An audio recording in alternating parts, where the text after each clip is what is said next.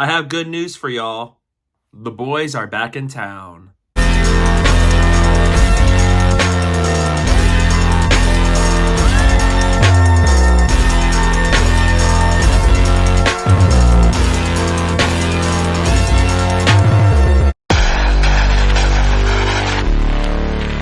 Hi, I'm Jack, and welcome back, because today I'm going to give you guys my review for the 4th season of a show that I love and have been really excited for the last 2 years, The Boys Season 4. It is once again created and showrun by Eric Kripke, and the entire cast and crew of the show from previous seasons return here with some new faces. Let me know down below in the comments, what are your thoughts on The Boys Season 4? I would love to know that, and with that said, let's get started.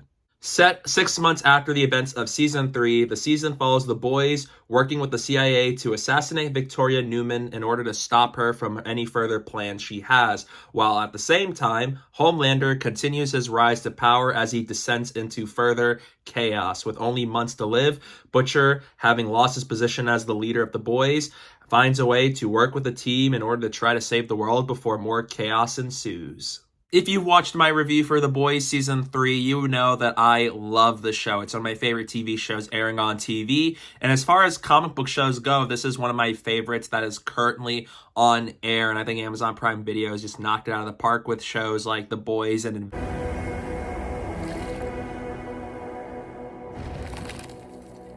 And so because I've loved the last 3 seasons of The Boys, I was really excited to see where Season 4 was going to take these characters and the show, continuing where Season 3 left off, with Homelander descending into madness even more. He's getting crazier, more bloodthirsty, and so is his rise to power, and so is Butcher by the end of Season 3, now having a limited time left to live, and seeing the ticking time clock that would have for the characters. Let's go!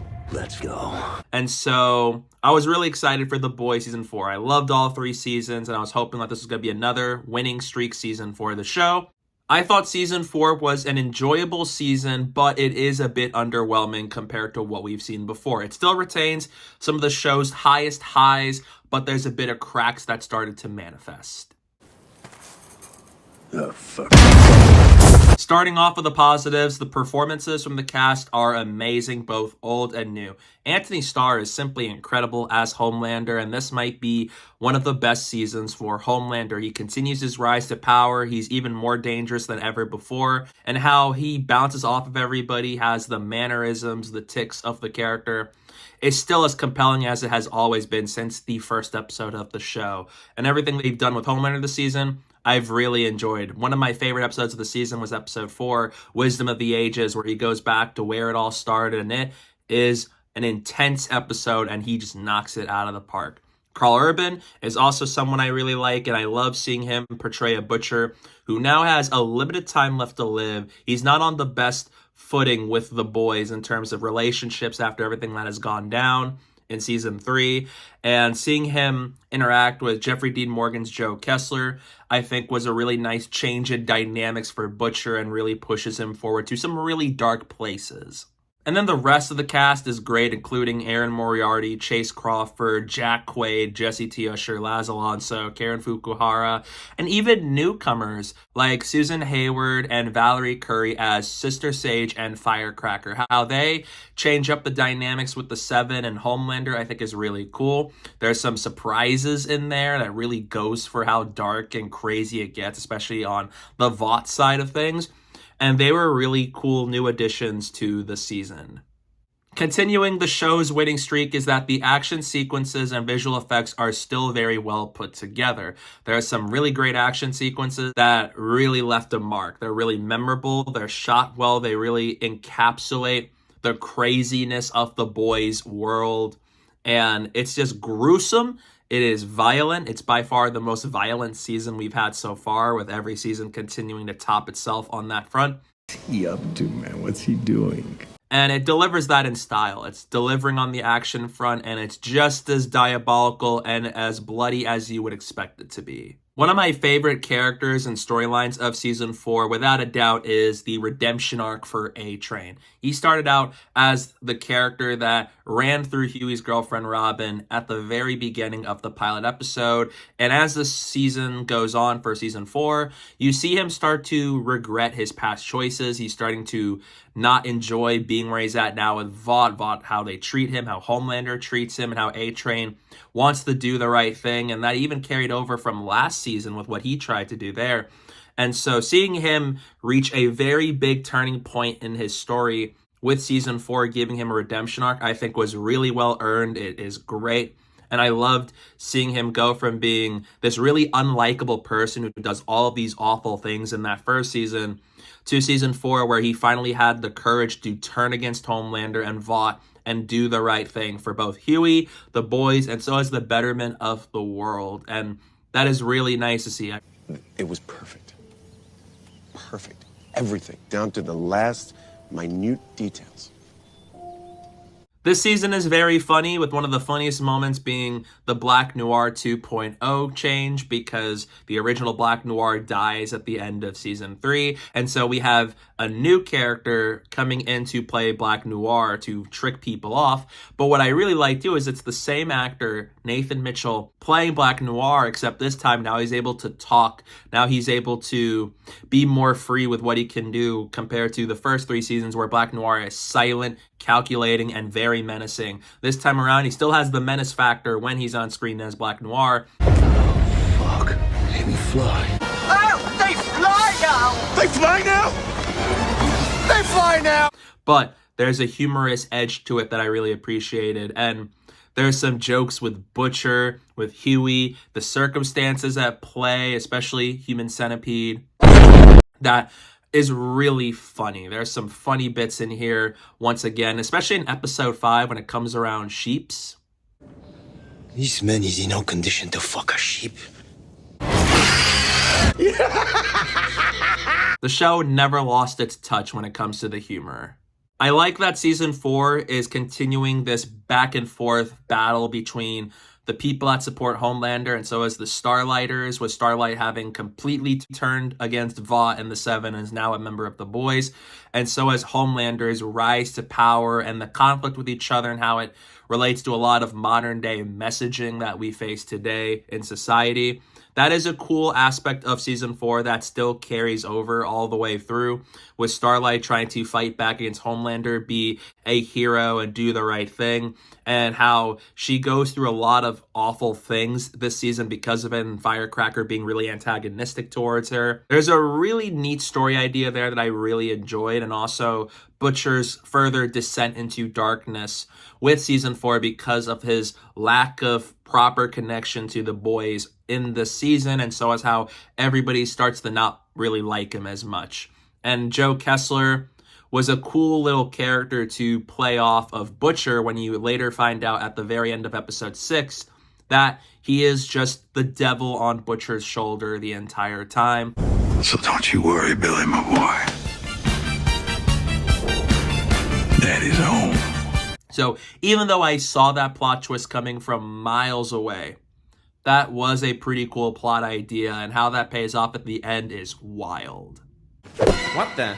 Season 4 is the darkest season yet. Every season continues to be more crazier, more diabolical, more gruesome than the season before it, and makes it look very tame. Season 4 is by far the darkest yet. It's the closest season to what the comics were like, where the comics are very much shock factor, darkness, cruelty, and gruesomeness for the sake of it, and season 4 thankfully still doesn't reach those levels. This is the darkest one yet. It's bloody, it does a lot of things to the characters that I've enjoyed, and also some things I'll get into later. It doesn't hold back. It's gonna be the most polarizing season yet, and it's also the darkest one. It really goes for the fences and how crazy season 4 can get with the show's nature of shocking, gross out moments that it's always known for. Season 4 pushes it over the edge, and it has a lot of stakes, where even if season 3, as much as I love it, does retain the status quo a little bit. Season 4 dares to change it, and that's what I love when, by the very end of the season, Homelander continues rising to power, Starlight gets body swapped by a shapeshifter, and one of the things I really love is that the finale is one of the best episodes of both season 4 and of the whole show, because what it does is changes the status quo in ways I didn't see coming. With Homelander coming out on top, Sister Sage's plan has worked, and now they're heading into phase 2. And with Butcher trying to fight to save Ryan's soul from Homelander after Becca's death in season 2, and now that's season 3 with Ryan going off with him. And season 4 really focuses on that even more than ever. And I liked where Ryan goes over the course of the season, where he starts to realize that this isn't really what he wants. He's not satisfied with Homelander. But then by the end of it, he didn't want to be a weapon that's just there to kill Homelander. And where that ends with him is gut-wrenching, and it just shakes things up even further, where now he's killed Grace. Butcher, just heartbroken by this, that it failed, pretty much embraces the dark side of Butcher that he was known to be before the events of the show started, until you reveal that the tumor has worn off of him, and he is now a soup. He took Compound V and made him a soup. He became the very thing he hated, just so he can take on Homelander and kill him once and for all. And especially with the virus introduced in Gen V, now he has the only remains of it on Earth and will use it to his advantage to hopefully wipe out Homelander once and for all. And then as that happens, he kills Victoria Neuman in such a gruesome way that was both shocking and also very tragic for Neuman and her daughter. And the boys being outed as responsible for the assassination of Neuman. But this changes everything. And because of this, the boys are on the run, where it ends with every single one of them, except for Starlight and Butcher, being caught and arrested by different soups. And that is a dark ending, and it plays to Nirvana's Heart-Shaped Box, which is an incredible needle drop, and it just ends where Butcher drives off into the night. It is a crazy ending. That episode already had me on the edge of my seat, and I thought to myself, they're probably just going to go underground or go somewhere else for now. And then every single one of them gets apprehended, where Starlight gets away, Huey goes away, Frenchie goes away, Kimiko gets restrained by Sam from Gen V, and Mother's Milk gets knocked out by Love Sausage from season 2. It is a dark season, and it ends on the biggest cliffhanger the show has had yet. And it leaves me really excited to see where they will go with season 5. And bonus points for that too includes Homelander finally discovering that Soldier Boy is actually alive this whole time.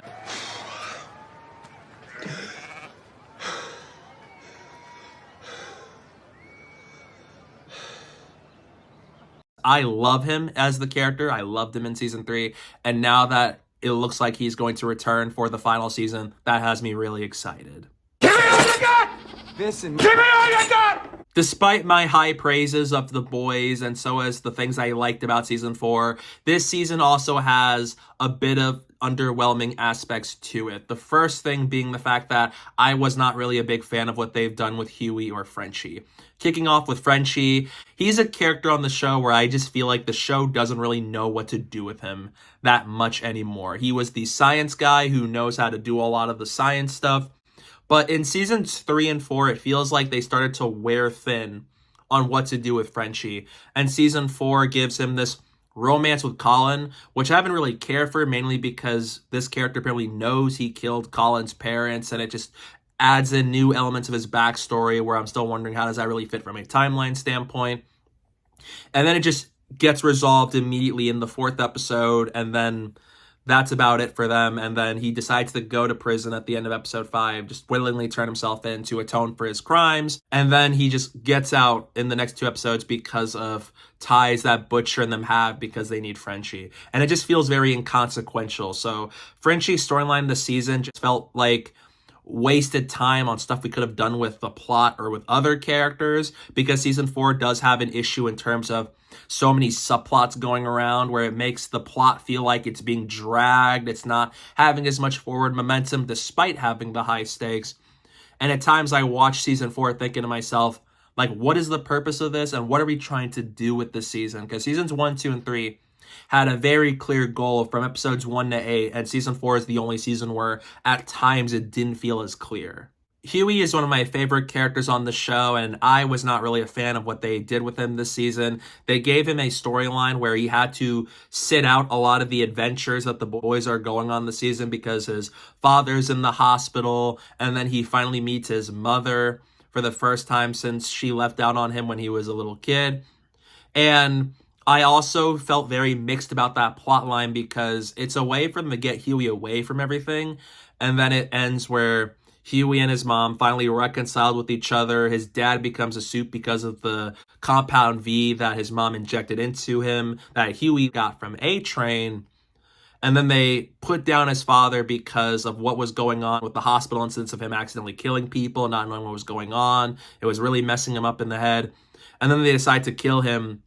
But then as the season went on, it felt, once again, inconsequential. No one really brings it up again by the finale. It just feels like, once again, we dedicated a whole plot line for a character that seemingly went nowhere.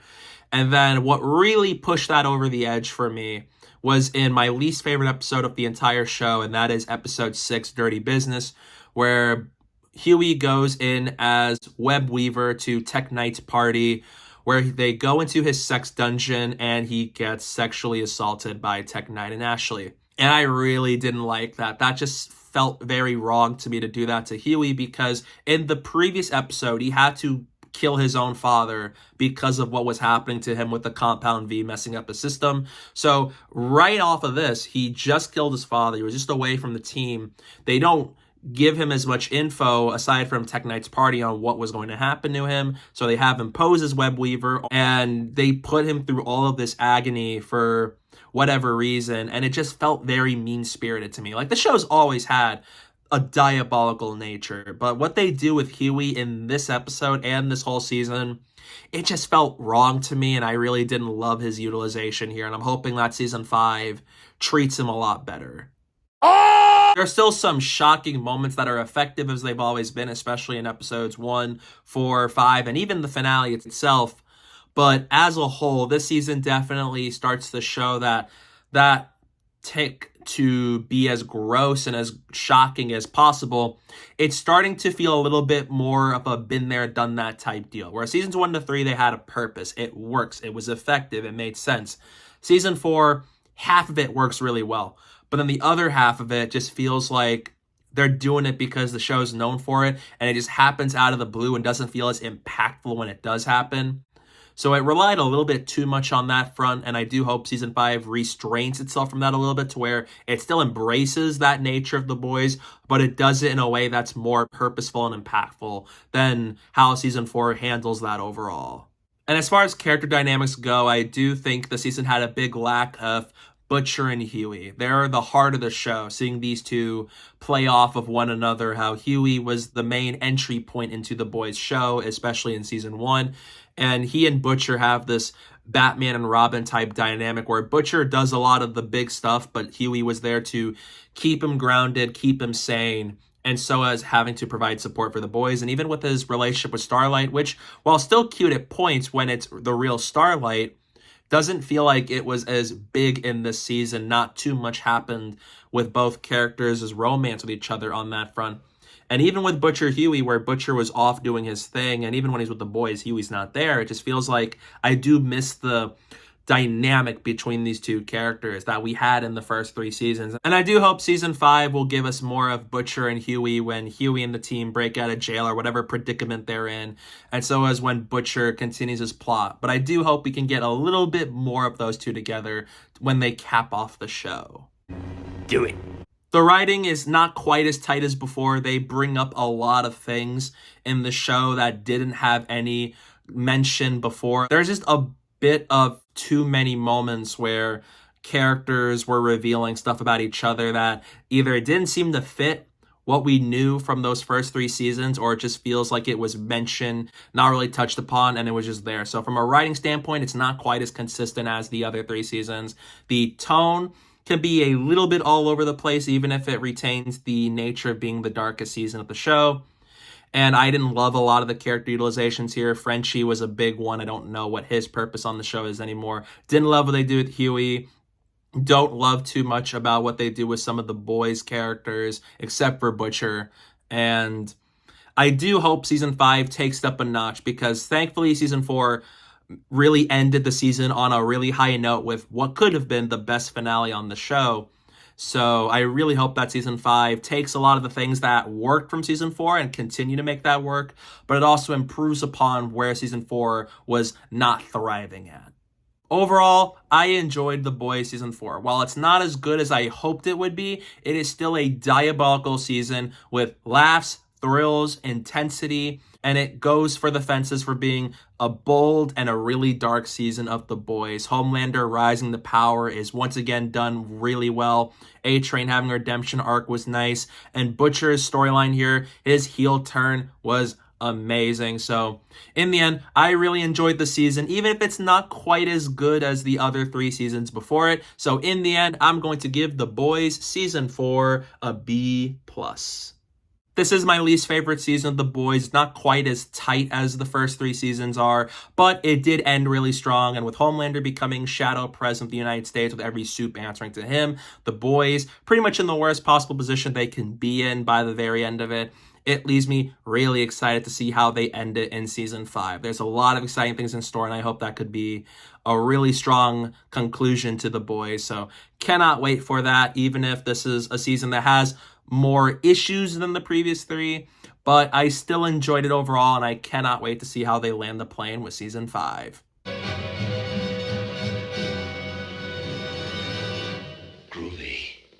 So yeah, that's my review for The Boys season 4. What are your thoughts on it? Let me know down below in the comment section. I'd love to know your thoughts on it. Stay tuned for some upcoming videos I have planned very soon. And don't forget to follow me on social media. My username is down below at the bottom of the screen and in the description below. So please go do that while you're at it. And thank you guys so much for watching. And don't forget to hit that like button and the subscribe button. And stay tuned for more.